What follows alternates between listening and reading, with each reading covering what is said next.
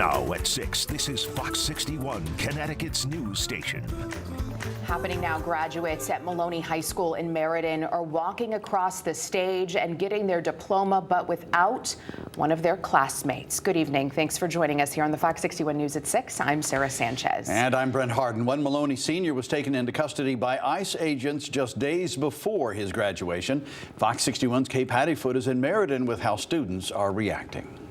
Students tell us they will be protesting tomorrow on Main Street in Meriden for that classmate of theirs that was detained by ICE. Now, graduation is starting soon. I'm going to step out the frame just so you can see everyone filing in right now. And if you're not sure what happened on June 6th, Mark Benigi, superintendent of Meriden Public Schools, said that a student was detained at an immigration hearing in Hartford. ICE did not contact the district or Meriden Public Schools when this happened. We are learning that that student's name is Kevin Bocero. We're not sure what country he is from. We were told by some folks that there will be an empty seat for him and he will be able to get his diploma. He just won't be able to walk. In Meriden, Kate Pattyfoot, Fox 61. All right, Kate, thank you. Right now, 4 people are facing charges in connection with a string of robberies and burglaries in Rocky Hill. Fox 61's Alicia Hercules takes us through a timeline of the case. Police say the suspects targeted locations on Cromwell Avenue last year. They say the group hit one of the locations twice in the same month. It's a bold profession working as a cashier because you don't know.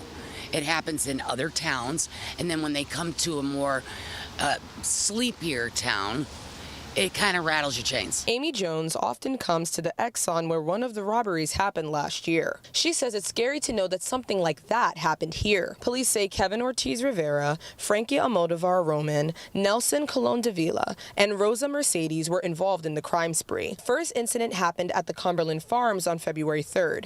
Police say all 4 suspects were involved and one of them was armed. On April 1st, police say Ortiz Rivera and Colon Davila forced their way into an Exxon. They say the pair stole a cash register and other items. 5 days later, investigators say Almodovar and Colon Davila smashed the front door of the now closed Golden Opportunities jewelry store. They say the suspects returned to that store on April 24th. Tammy Santamino works in Rocky Hill. She says it's comforting to know that police made arrests. We're happy about it. You know, if you break the rules, you got to suffer the consequences, and those rules apply to everybody. They now face several charges, including first-degree robbery and first-degree conspiracy to commit robbery. In Rocky Hill, Alicia Hercules, Fox 61. Thank you, Alicia. It's been another gloomy day across the state. Lots of rain, too, but the gray isn't here to stay. Chief Meteorologist Rachel Frank is here with the first check of the forecast. Rach, I looked out the window not 45 minutes ago, and for 30 seconds it was sunny. Yes. So, and then what happened? What we know now is that the sun is still up there.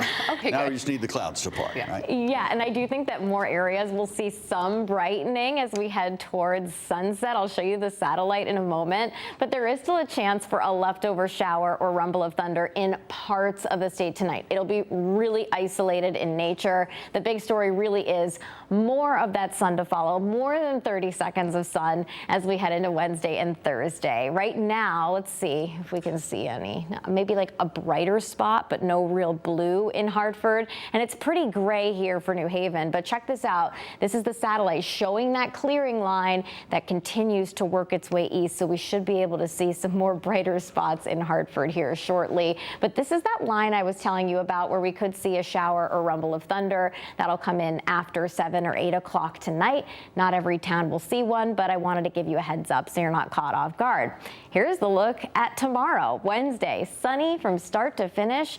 We're going to begin with the day in the 50s. By noon, we're in the upper 70s, and high temperatures will climb up around 80 degrees as we head through the afternoon. And it's even warmer than this for Thursday. The problem is this does not stick around into the weekend. Clearly, we'll talk about when rain returns coming up. Thank you, Rachel. Tonight, there are still a lot of unanswered questions surrounding the death of a baby in the town of Washington. The state's medical examiner has not yet released how he died. We're still waiting on that. But Hudson Fleming was only 1 month old when he died. He and his mother, Sadie, were reported missing on Sunday morning. State police found Sadie on a wooded road later on Sunday. They say she had been injured. But baby Hudson was found along the wood line. He was taken to the hospital where he died. Police say the case is still under investigation. A suspicious substance sent to the home of CCSU's president, Zulma Toro, has been deemed non-hazardous, according to the state police. Emergency crews, including a hazmat team, responded to her Burlington home on Friday after she received that letter with no return address. President Toro says she is okay and remains committed to leading the university.